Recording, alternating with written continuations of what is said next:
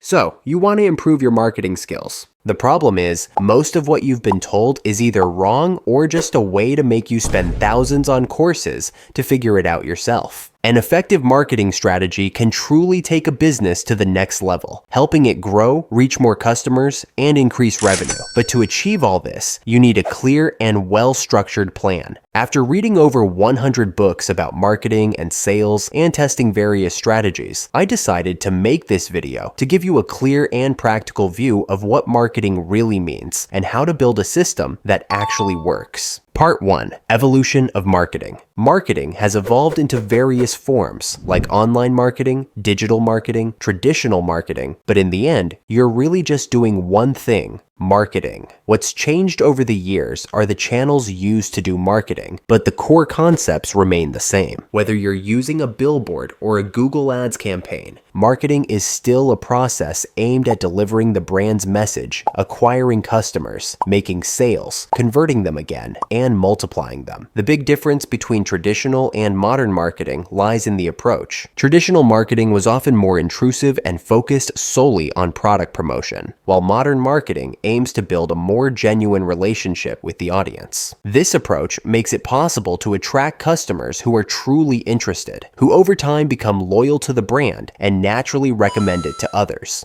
Part 2. How sales works. Every person lives in a kind of constant tension between where they are now and where they want to be. When that tension becomes strong enough, it drives them to take action. People buy for one reason only: to feel better than they did before, physically, financially, socially, or emotionally. A good marketer identifies that tension, amplifies it, and then positions their product as the vehicle to reach the desired outcome. Once you truly understand what your customer wants, the next step is to help them make that choice. To increase the chances of success, marketers often apply key psychological principles in the sales process, many of which are thoroughly explained in Dale Carnegie's book. Some of the most powerful principles include urgency, scarcity, social proof, authority, belonging, and reciprocity. The secret is to use them responsibly, without fake countdown timers or making unrealistic claims. Instead, guide your customer sincerely toward the best choice for them. In a market where anyone can compare prices, services, and alternatives in seconds, the most important thing we should focus on is creating happy customers. A satisfied customer is your best marketer. They leave reviews, spread the word, and come back to buy again. That's why every decision, from the product itself to how you communicate, should start with one simple question: will this make my customers happier? Part 3. Market research. I know this is the boring part, but it's the foundation of marketing. Before you even think about building a brand, writing a sales page, or launching a campaign, you need to understand the market you're operating in. Start by analyzing your target customer. Ask yourself, what are their demographic characteristics? What are their habits and interests? What are their frustrations? Where can you find these people? How can you reach them faster and at the lowest possible cost? Forums are great places to gather insights, as well as product reviews on competitors' pages and niche Facebook groups. Next, move on to your competitors. Analyze their marketing strategy. What are their strengths, and more importantly, what are their weaknesses? That's exactly where you might find the opportunity to stand out and offer something truly unique. Market research isn't something you do once and forget. It's an ongoing process, continually refining your target profile so you can tailor your message and your offer to meet your audience's real needs. Part 4. Marketing mix. Every effective marketing strategy is built on 4 fundamental pillars. The first is the product. In simple terms, what are you offering? You don't necessarily need to invent something completely new. Often, it's enough to take an existing idea and make it better, simpler, or more tailored to a specific audience. The key question is, how does your product actually improve, change, or transform your customer's life? The second is price. Price is one of the most powerful levers in marketing. There are several pricing strategies, each with different goals. We have the penetration strategy, which involves setting a low initial price to enter a competitive market and quickly gain market share, especially useful for startups or new products. The skimming strategy starts with a high price and gradually lowers it to reach broader segments, often used for premium or innovative products. Then there's value-based pricing, based not on production costs, but on how much value the customer perceives. If you're solving a pressing problem or delivering a clear result, you can justify higher prices. Price psychology also plays a huge role in purchasing decisions and can make an offer significantly more compelling. The third pillar is promotion, which covers everything related to how you communicate the value of your product to your audience. The last one is place. That is where you sell your product. If you're selling a physical item, you can choose to offer it through your own e-commerce site, marketplaces like Amazon, retail stores, or direct sales using a funnel-based approach. Part 5. Start with branding. Before diving into marketing, it's essential to start with branding, because marketing should follow the direction set by your brand, not the other way around. Branding answers key questions. What is the product? How is it positioned in people's minds? Why should anyone buy it? Marketing, on the other hand, is simply the tool you use to communicate all of that. Take Ferrari, for example. Words like red, sporty, fast, and luxury probably come to mind immediately. If one day Ferrari started selling low-cost electric cars, the public would be confused because it would go against the identity the brand has built over the years. That's why the most important rule in branding is consistency. Maintaining a unified message across all channels is crucial. Apple, for instance, always communicates the same core values: innovative design, simplicity, and a sense of status. From its ads to its products, its marketing consistently reflects that identity. Part 6. Develop your unique selling proposition. Before starting any marketing activity, you need to be crystal clear about what you're communicating and who you're communicating it to.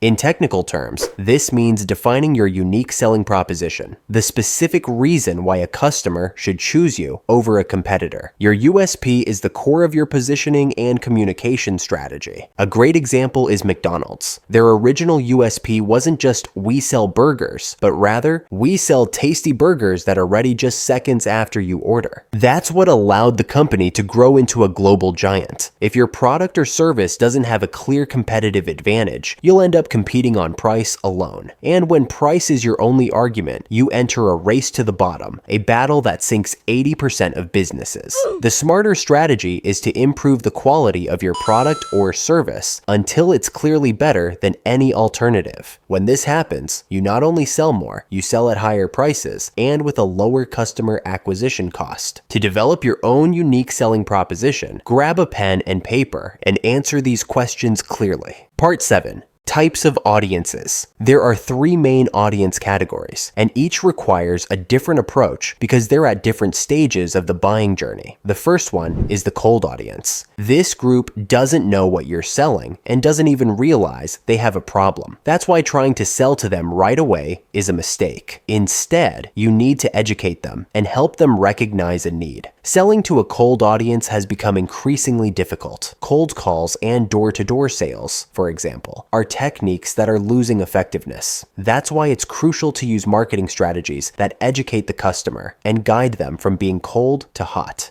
Warm audience. They don't know your product or service yet, but they're aware they have a need. This means they've probably already bought from one of your competitors. To convert them, you need to clearly differentiate yourself from the competition. Hot audience. This group knows what you're selling and knows they have a need. It's the easiest group to sell to. To convert them, your job is to position yourself as the best choice among the available options. Part 8. Use content marketing. Content marketing is all about creating content with the goal of attracting potential customers, educating them, and converting them. It's important to start with a solid understanding of the main tools and platforms. From there, you can deepen your knowledge through books, YouTube tutorials, and other learning resources. When doing content marketing, it's important to ask yourself a few strategic questions right from the start. These will help ensure that the content you create is consistent and aligned with your overall strategy. The content you produce can be used to promote yourself through organic channels, like a YouTube video or paid campaigns. The best approach is to keep these 2 types of content separate, because a sales video has a very different structure than a YouTube educational video. There are many platforms available for advertising, and the right one depends on where your potential customers spend their time. If you're selling a product for neck pain, Facebook might be the best option because it reaches an older audience. On the other hand, if you're promoting a smart water bottle to a younger crowd, TikTok is likely to be more effective. The time between when a customer first discovers your brand and when they make a purchase is called the customer incubation period. This varies based on factors like product price.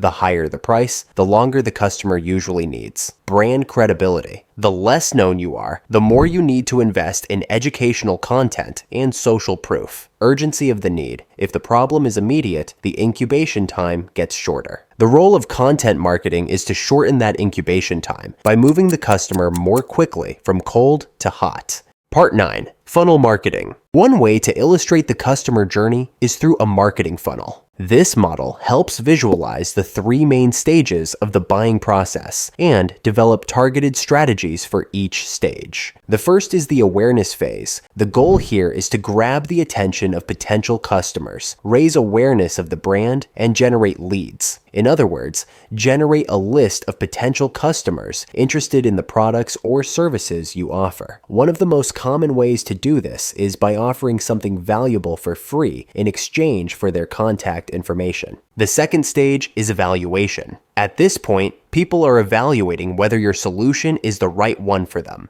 That's why it's crucial to keep their interest high by providing more structured and relevant content, things like webinars, demos, free trials. These tools help address doubts and build trust. This is also where email marketing becomes especially powerful, allowing you to nurture leads with tailored content based on their specific needs. The final stage is conversion. Now the lead is ready to make a decision, but they still might need a final push. Adding elements like testimonials, case studies, or real success stories can significantly boost your conversion rate, especially when placed right before the call to action or checkout. There are different types of funnels, and the structure you choose will shape every part of your content strategy. There's no universal formula, but one of the most effective and flexible is this. Start by generating traffic, either paid or organic, and direct it to a landing page designed to capture leads. On that page, you offer a lead magnet, such as a free ebook or guide, in exchange for an email address. Once you've collected the contact, you send a series of emails to build trust and qualify the lead. Finally, you direct them to a sales page where you sell your product or service. Part 10. Strategic marketing tools. Even if you start by selling a single product, the goal is to develop your own product catalog to increase the average value per customer. To do this, it's helpful to understand some key strategic marketing tools. The first is the front end. By front end, we mean the initial offer designed to attract new customers and encourage them to make their first purchase. Often, this is a low-margin product, or sometimes even sold at a slight loss. The goal is not to make money right away, but to acquire a real customer by drastically lowering the barrier to entry. Once you've acquired a customer with the front-end offer, the back-end offer comes into play. The back-end is a higher-priced offer aimed at existing customers. This is where the real profit margin is generated. It can include complete bundles, exclusive services, subscriptions, or consulting. As we know, acquiring new customers is becoming increasingly expensive. It's estimated that acquiring a new customer costs anywhere from 5 to 25 times more than retaining an existing one. So, it's much more cost-effective to focus on the back end and resell to customers you've already acquired rather than continuously investing resources to find new ones. In between, there are 2 very effective levers, upselling and cross-selling. Upselling means offering a more advanced or complete version of the product chosen, while cross-selling aims to increase the cart value by adding complementary products to what's already selected. Together, these tools allow you to guide the customer along a strategic path that increases the average order value and strengthens their relationship with your brand. Part 11. Marketing numbers. Marketing is a numbers-driven discipline. That's why there are some key indicators you need to know to understand whether your marketing is working or not. The first indicator is the return on investment, the most important metric.